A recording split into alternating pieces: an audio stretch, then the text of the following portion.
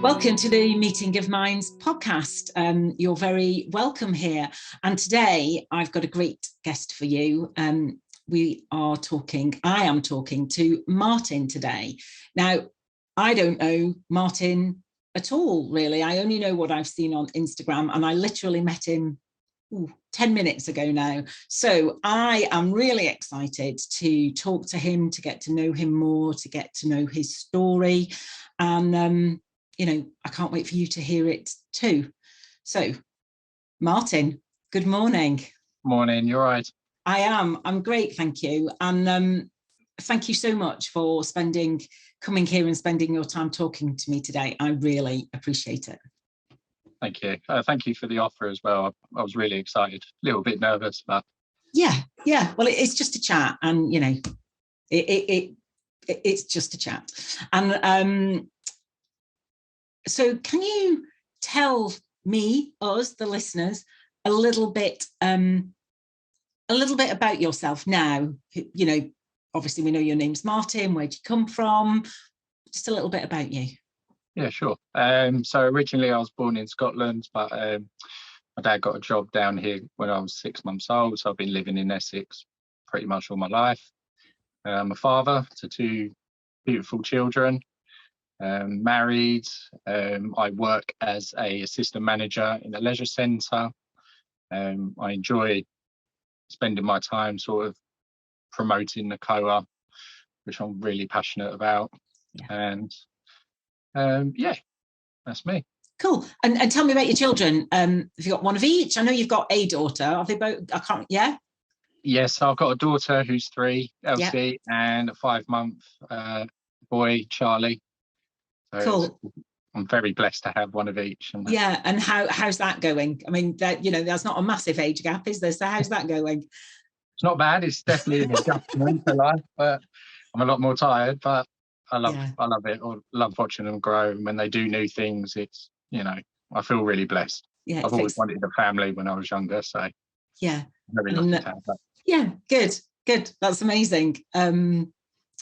Cool. So you've already mentioned Nacoa there, and I came across you because I think you did an interview with Josh, and I think I saw Josh post about you or something, because actually I've never really trawled Instagram to find COAs. I just know that they kind of come into my awareness, I don't know, at the right time maybe. And one day I saw him post about you, and I love your your picture is the superhero, and you post as COAs are superheroes, because of course, like me, you're a COA, a child of an alcoholic. And can you tell me how you discovered, what's your story about discovering that being the child of an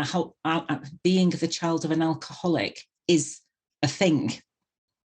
So it must. I was 20, so I'm 34 now, about 28, and I had just helped a friend set up a charity football match. He'd done it for a local hospital, but what I really liked about it, he was really passionate about that. So when I was at home, I was watching my favourite film, Man of Steel. I was like, I'd love to do a skydive, but I wanted to do it about something that I was really passionate about, or something that I could give a lot of input in. And I thought, growing up and obviously with parents drinking a lot, I thought maybe there's something, a charity maybe, that does that. Like, there's fantastic charities that help people with addiction and stuff, but what about like me? Like, who's out there to help me? Yeah. And I think I just opened Google. I just randomly typed something like children of alcoholics, and literally the first thing that came was Nacoa. I was immediately drawn to it because, funny enough, my favourite colours are yellow and blue. Yeah. Yeah. I was like, well, I like the colour already, but started reading through it, and literally I was so happy. I was really emotional that there was something out there.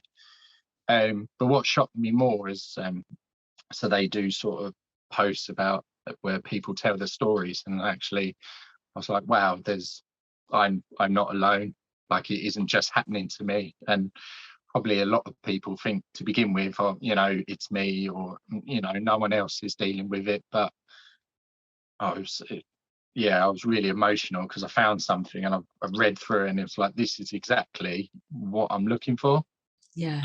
And so then done a few posts online, got really good feedback, and then peers from Nacoa messaged me saying, look, do great post, would you be happy for us to put it on the website? And just kind of built it through that, really. But it was amazing finding something like Nacoa.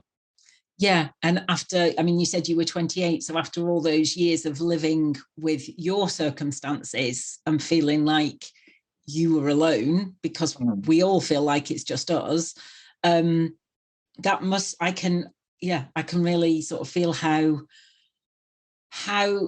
much of a big deal that must have been for you, to sort of feel like you could find a group of people. There are more people out there that you can share stories with, even if you're just reading their story and they're reading yours. Yeah, exactly. I mean, what was good as well is when you read a lot of people's stories, there are things I was like, oh, I felt that way, or that happened to me, and it was really relatable. I think what also shocked me is, I believe the charity started in '96, if I'm correct, something like that. Yeah, been around for quite a while, and it was surprising, but I'm really glad I found it. Yeah, and like you. Actually, I won't tell my story just yet. We'll come on to it. But I'm really intrigued how when you decided you wanted to find a charity to do the skydive for, and you were thinking, okay, what can I do? What can I be passionate about? What is meaningful to me? That you knew to look for something to do with children of alcoholics. I think it was two things. Like, the first one is, obviously, I went through a lot as a young child and that. So my parents broke up at 16, and then from there kind of spiraled. Unfortunately, it ended quite badly, and they separated. Mum moved away, and you kind of, at first I didn't really notice any changes, but then like people's behavior changed. And then I think when I discovered that, obviously, one of them was kind of like lying to me about it. So I remember I used to walk past a pub in Braintree, where I used to live, and I asked, I saw the van outside the pub, and I was like, oh, how was work? Oh, I was busy in London. I was like, well, that can't be right, because I've seen your van outside the pub, and I think it was like 1 o'clock in the afternoon. Yeah. And then I didn't really say a lot. I just went on with it. But obviously things got worse at home.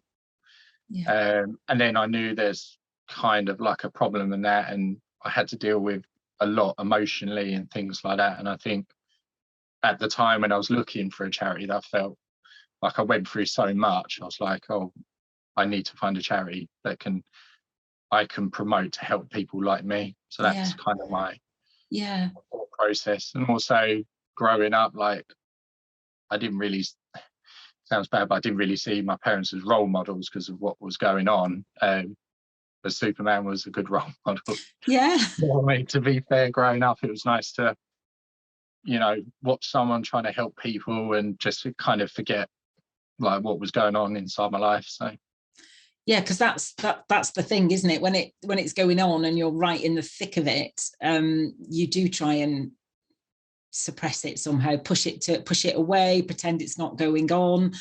And I don't know. So for me, we never talked. It was never mentioned at home. It was that sort of dirty secret that had to be kept quiet, and that to the outside world, so it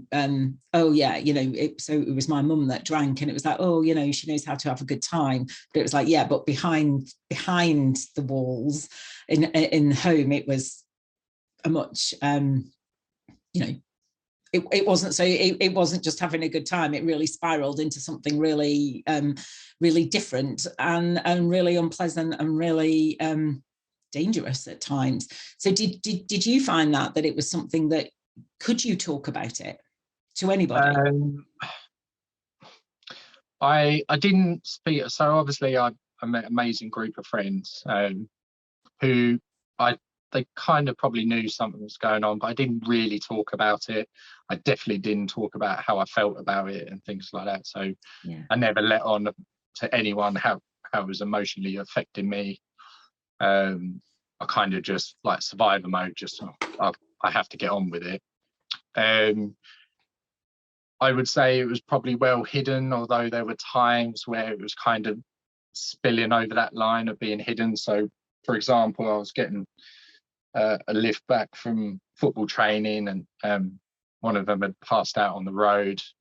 So unfortunately, I had to get out of the car and pick him up and take him into the pub and sort of like leave them there. So at times it was a little difficult to hide it. Yeah. There were. So after the interview with Josh and I put it out there, I used to have a friend who used to come round, and he couldn't believe what went on. So most of the time it was pretty well hidden, but there were times where you couldn't always hide it. No, and I suppose anybody who saw that thought it might be an isolated incident, but actually for you, your reality is that was going on all the time. That's kind of that was your normal. Yeah, it was very often, but people only, like, for example, the one I just gave, like, yeah, I totally agree. They thought, it's isolated incident. Someone's having a good time. It happens. Yeah. But unfortunately, that wasn't the case. No, I'm sorry you had to go through all that. Yeah. So you talked there about how you knew it was affecting you emotionally, did you? I think to begin with, it did. It really upset me, especially when they were lying, and I knew they were lying. I think that really upset me. But as events kept happening, it was becoming more frequent. I went into survivor mode. So I was like, if I didn't have time to feel and be emotional and stuff because something else would happen. So I kind of just shut down and just. I would have like little bits where I'd be a little bit upset, but I'm like, nope, so I've got, got to carry on because something else will happen. And then I kind of just learned to switch off, and then I became really detached to my emotions because I was just trying to get through day by day. Yeah. Obviously I've got this at home, but obviously I'm 16, 17, growing up, learning, going into work and various other things that you have to learn through life. So I felt like I didn't have time for it. So I just had to sort of plow on. But yeah, that's a lot going on, isn't it? Yeah. Yeah. And I asked you about that. I asked you that question about, did you know that it was affecting you emotionally? Because, and I'm sure, there's probably people listening who I shut down really young, I think, and I wasn't aware it was affecting me emotionally. I just thought I couldn't cope with it. So there was something wrong with me. So I'm always really interested in hearing people who have a different experience, who kind of come to the place that I suppose I came to in the end, but you came to it later. So it's different. There's not one who's worse than the other. It's just different, isn't it? But to have been emotionally aware and then to shut down is very different to being shut down from the beginning. And it's just, we all, I think the point I'm trying to make is we all deal with it in different ways. Yeah, I think also I didn't realize how much emotion I had with it till I moved out. So when I eventually got my house, I used to say to my wife, like, oh, it'll be great, I move out and everything will be fine, nothing will affect me and stuff. But what I wasn't prepared for, that I didn't realize, is what in case you don't need survivor mode anymore. So I honestly, I didn't think I would ever get out of that situation. I thought it'd always be a part of my life, so I just accepted that and moved on. But I didn't think, oh, what a case I come out of that situation. And it was after discovering Nacoa and I started talking about it, I didn't realise how much sort of emotion I expressed. And I'll be honest, like when I started feeling everything, I just got completely overwhelmed with emotions and stuff. Like they say, you know, like when you slightly turn on a tap and then eventually it will carry on running. And it did feel like that, and it was really overwhelming. And then, you know, looking back at it now, I kind of realised how much I kind of hid away from myself. Yeah, I got goosebumps when you said that. Because that was my experience as well, that I hid it for so long until something happened, and everything, you know, I describe it like a volcano erupting, and it just literally all blew and spewed out. And I was 47 at that stage, so I'd really kept it compressed for all those years, and then when it just blew, it blew. And you know, it took me, I was in therapy for 3 years to unpack it all, really. It does come out eventually, doesn't it? It does. One way or another, or whenever that will be, it does come out. And it certainly did with me. Like I couldn't control it anymore. So I'll give you an example. So I was having dinner around with friends, and I just literally felt an overwhelming emotion to cry. But we were just watching TV, eating dinner. But I could no longer like suppress the feelings. So literally I had to leave. So I was just so overwhelmed. It was just an example of that, of just everything releasing out of me. Yeah. And was that after you'd left home? Yeah. When I moved out. Yeah. Do you think it's when you find yourself in a safer space, it becomes kind of okay to let it, even if it's not necessary, you know, we don't want to be flooded with these feelings, but do you think it's our body going, oh, I can't hold on to it any longer, and it feels safer now? Yeah, I would agree with that. And it's also the case of when you no longer to be in survival, like I'm opening the door to my home. I'm like, what am I going to walk into today? But when I'm walking into my own home, I know it's not going to be that bad, so I feel much more relaxed. But I'm so used to being in survival mode, but now I'm relaxing and calming down. Then like I said before, I think you kind of relax, and that's when everything starts. I totally agree with you. And I'm really impressed you got to that stage a lot quicker than I did, you know. But we all get, like you said, we all get to that stage at the time that we're ready to, perhaps. And I wasn't ready to until that happened. So at that stage, you found, you know, you'd moved out, you had your own home, you found Nacoa, and you began. Well, you knew really it was having an effect on you? Was that when you really discovered actually how big that effect was? Yes, and like I said before, like how it affected me mentally, because obviously all these emotions were coming out, and then I started feeling like things like I probably would have felt, but I shut down. Like I felt unworthy because, you know, for me back then, I thought my parents were choosing drink over me, so obviously clearly there's something wrong with me. And that's like sort of my train of thought went in there. I just, for a long period of time, I just felt unworthy because, you know, I felt like I was getting chosen over something else. So then I kind of, I failed there, but if I meet friends or do this, I have to be perfect for them because I don't want to. I felt I let my parents down.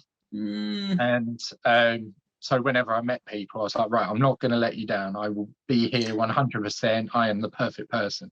Unfortunately, that's not realistic. But that became my train of thought for quite a while. And trying to be perfect is very tiring. It's exhausting, isn't it? It is, but because I grew up in that environment, I felt this was normal behaviour. So, I had to be perfect for them, and like when I played football, I had to make sure I was perfect all the time. I didn't want to let anyone down, because I felt if I let them down, they would probably feel like how my parents felt. Does that make sense? Which is a really, really strange thing to say. Like my friends as well. Like if I wasn't there for them, or I let them down, they're gonna feel like my parents, and then they will choose something over me. Which looking back is, that wasn't the case at all whatsoever. But that's how my mind was for quite some time. I totally understand that. That's very much been my process too. The feeling like I couldn't compete with alcohol, and that I wasn't good enough. So I had to just try hard all the time. So people pleasing, perfectionism, achieving, all those things were my way of trying to be good enough. Yeah, I understand that. Yeah. So how does it, so you're 34 now, so has that been like 6 years of sort of working through this ish? Mostly. So for a while, I had a lot of struggles and things like that, and then it wasn't until my wife sort of caught me at a vulnerable moment, asked how I was, and I told her I just, for a long time, I was like, yeah, I'm fine. And typically brush it under the carpet. I'm tired or work stressful or whatever. But sort of sat down and expressed my feelings and stuff, and then looked for help. So I had therapy for a little while, and that really helped. But what really helped for me was just reading the stories in Nacoa. Obviously, what's great that I found with the community is when I posted a lot, like people like Josh would message me, loads of other people, and just speaking to them, and I felt like I was kind of healing at the same time, like learning from their stories. And sometimes it is good because I could implement that in my life. And I got to a point where last year, November, I kind of forgave. I felt like I was ready to forgive my parents for what happened, and that just made me feel so much better. I was, after everything, and my therapy and learning from everyone, I felt like I was ready to be like, I can forgive them for what happened. I won't forget, but I forgive them, and plus I understand more why, how my parents are not bad people. I don't think of them as bad people. Yes, it's unfortunate what happened, but people react to certain things in a certain way. And learning that side as well really made me feel a lot, like it. I'd understand more. I'm healing more, and I forgave them. And then what was good is that I learned that I was still, before I forgave him, I was still angry about it, and I had a lot of, what do you call it, like venom through your veins. I'm still, oh gosh, yeah. And I kind of realized, I'm 34, and I don't want to carry on this way of being so angry with them all the time. And but at the time, I was, after making all the decisions, I was like, I'm in the right place to forgive them. And I spoke to them. I said, I forgive you. I love them both dearly. Yeah, that's amazing. Thank you. Yeah, I never got to that stage with my mum, and that's amazing. Oh, I'm sorry to hear that. Yeah, thank you. Yeah, well done. And forgiving, I love that you said that you can forgive but not forget. It's not about forgetting, is it? Because I do think there is this idea with a lot of things that happen in people's childhoods is, just forget it, just move on. But I find that is absolutely not helpful. It's about coming to terms with it, and it is very much part of who we are now. So it's like being told to forget a part of us in a way. But actually we bring that part with us, don't we? And and forgiveness really is for you. Yeah. For you No, to totally let agree. go. Yeah, no, I totally agree. I mean, during the healing process, you learn a lot. So I remember when I first read Nacoa stories and people were saying like their parents were heroes and stuff like that, and I just could not understand it for me. But before I forgave, I realised it was because I was holding on to this anger and bitter about what went on. And when I let that go, I actually realised like they're both like wonderful parents. They've done a lot for us, despite what went on. So yeah, sorry. No, and that I think that's incredible that you can talk about them like that. Actually, because not everybody gets to that place. Did you have? I mean, I don't need to know details, but did you have you got siblings? Yes, I've got a brother.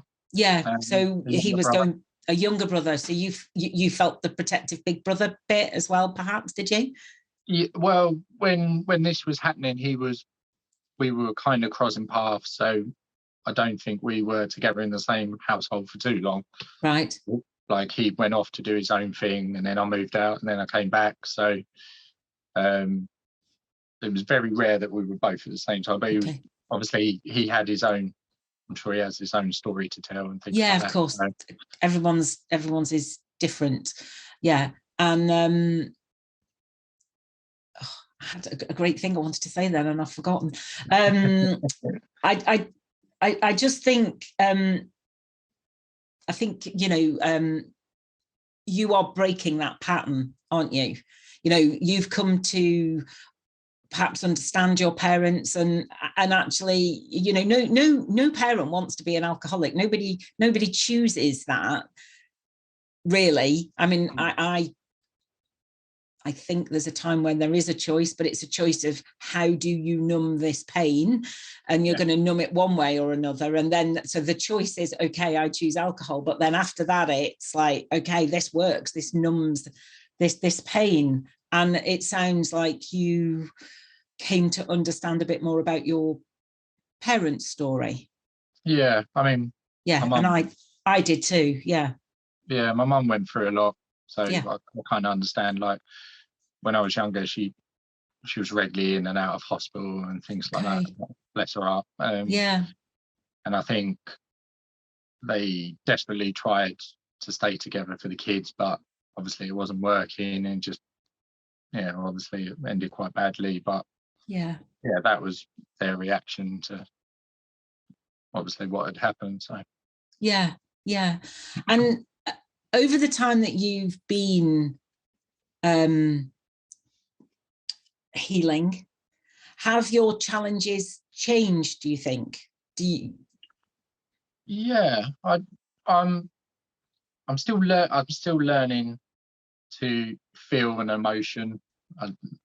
Because like when you've been in survival mode for so long, Yeah, I'll give an example. So obviously my mum passed this year, and I was slipping back into I've got to keep myself busy, because I'm still learning like to deal with like extreme emotion of like sadness and anger, and just let it be. yeah, And obviously with mum's passing, obviously I felt a lot of emotion and stuff, and I didn't deliberately do it, but I just felt like I was slipping back into my way of, I've got to be super busy and don't think about it. And then I remember I got asked to work, are you all right? And I spent all night thinking about her and being emotional. I turned around, I was like, yeah, fine, just a bit tired and stuff. And then actually I was like, oh, hang on, like, this is not, I haven't come this way to slip back into those sort of ways.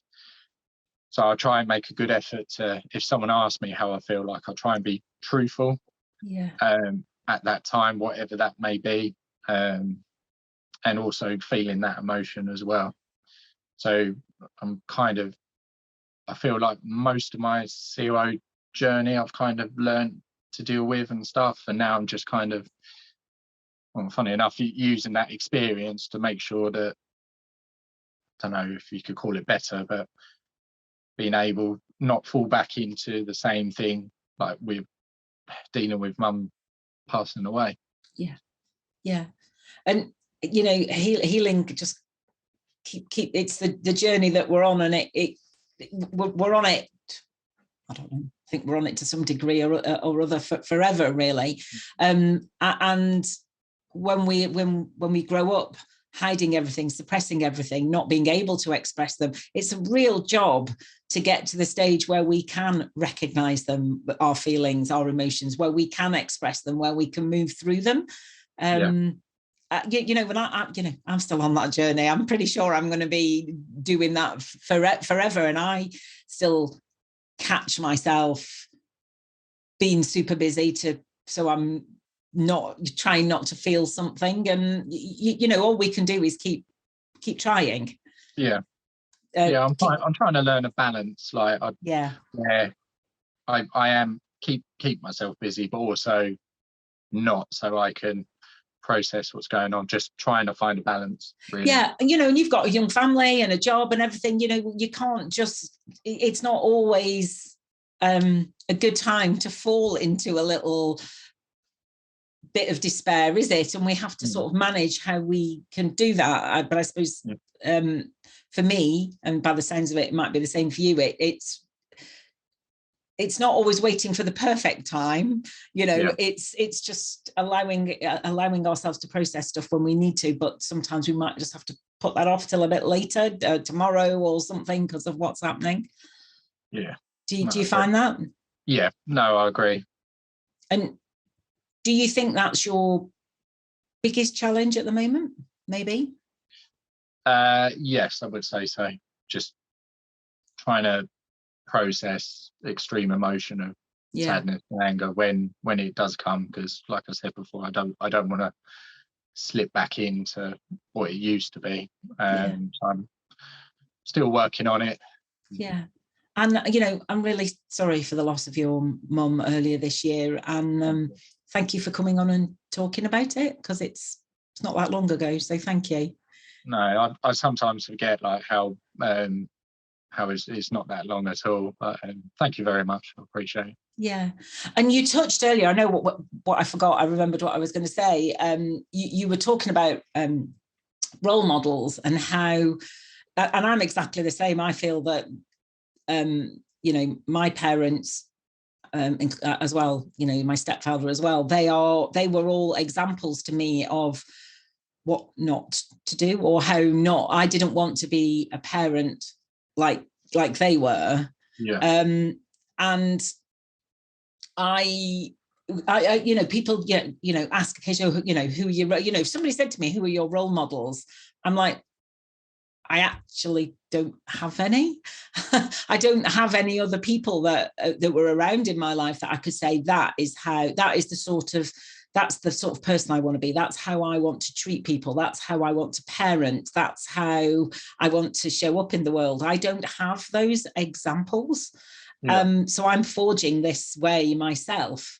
And, you know, like I said, I was 47 when I finally realized that my mother's drinking had affected me way more than I'd allowed myself to. My body knew, but my head was keeping it very, you know, shoved down. It really was.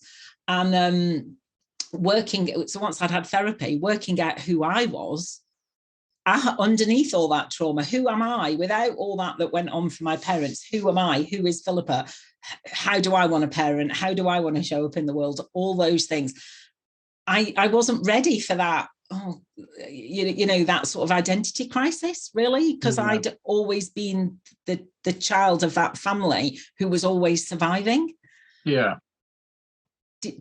Did you experience any of that, or was your journey very different? I think that's tough. I think for a long time I felt like Martin the survivor.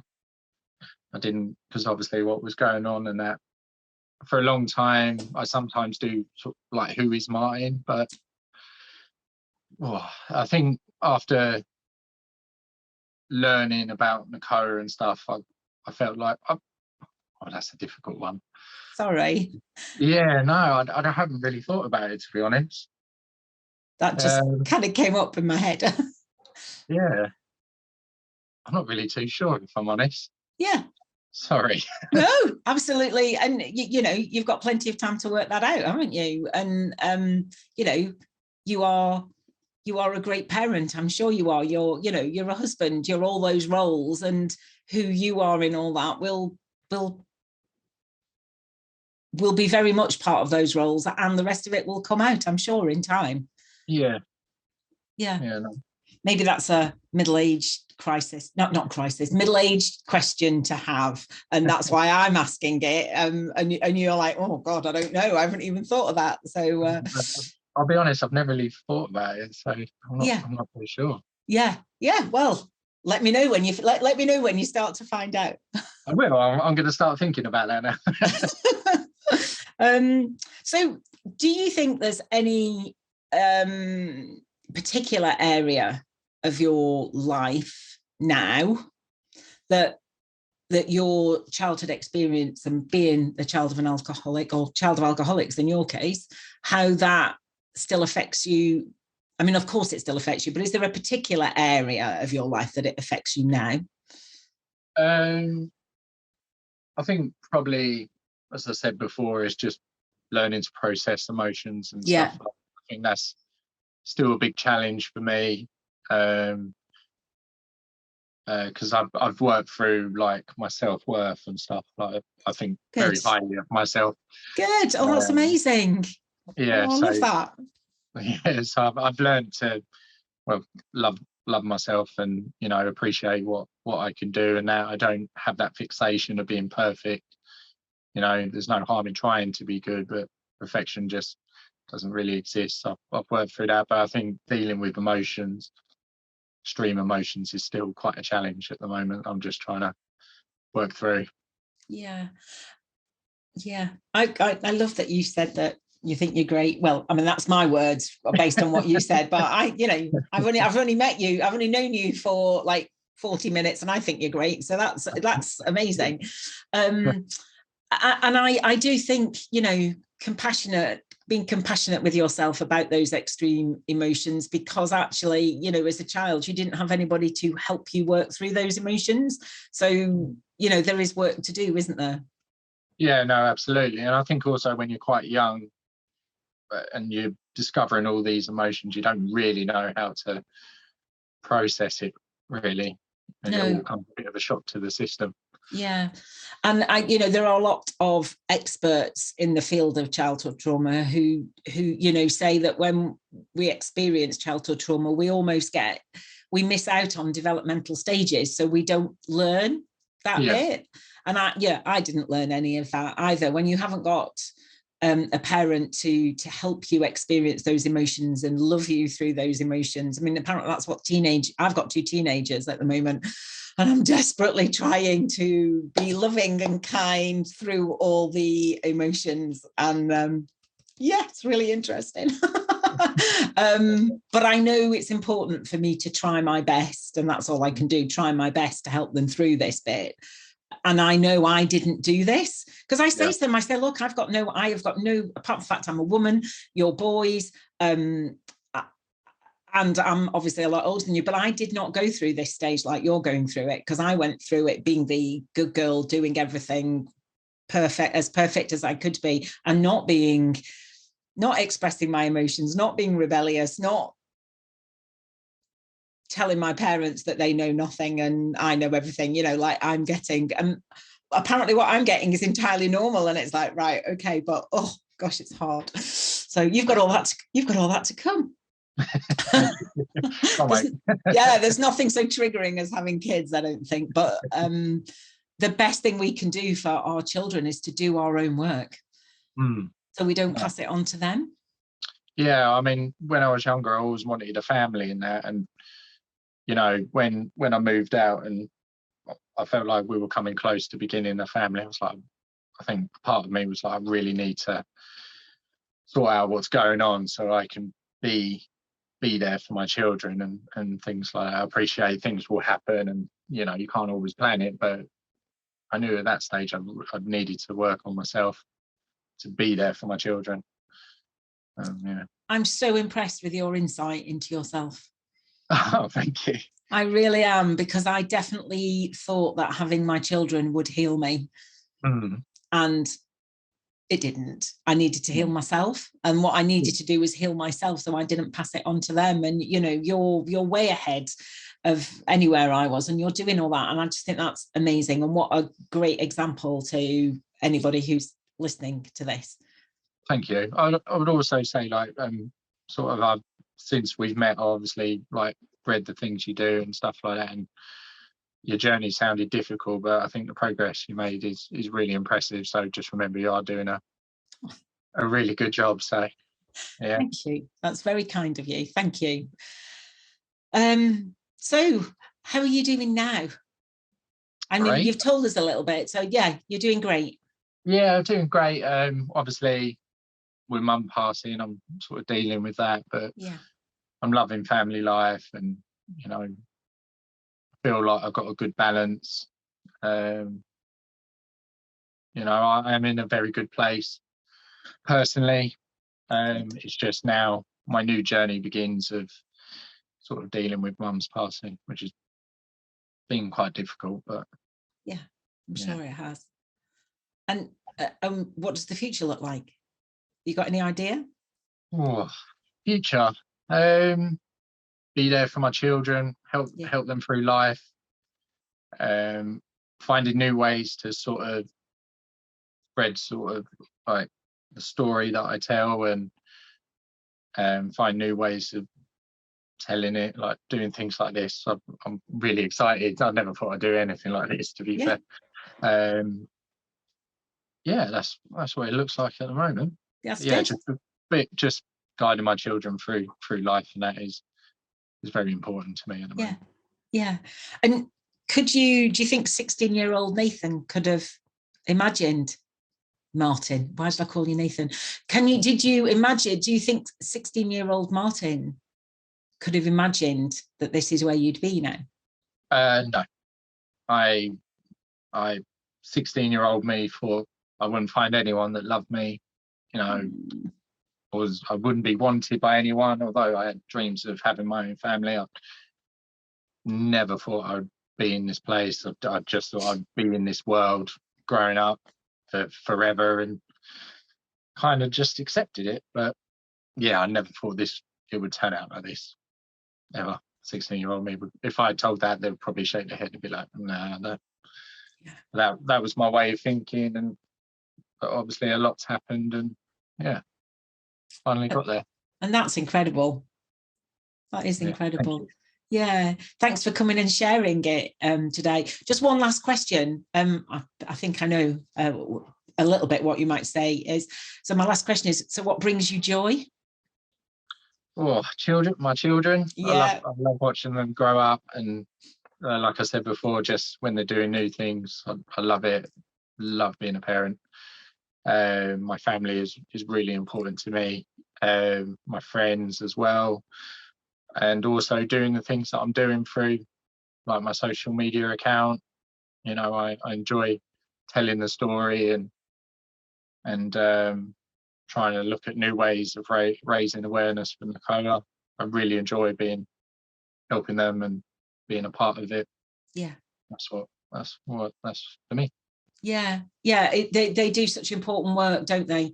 And I just wish, I know when I was in my early 20s, I looked for was there any organisation that helped, but couldn't find anything. But I think I just looked just a little bit too soon, and then I didn't look again. And it was only because I didn't do social media at all until 2 years ago.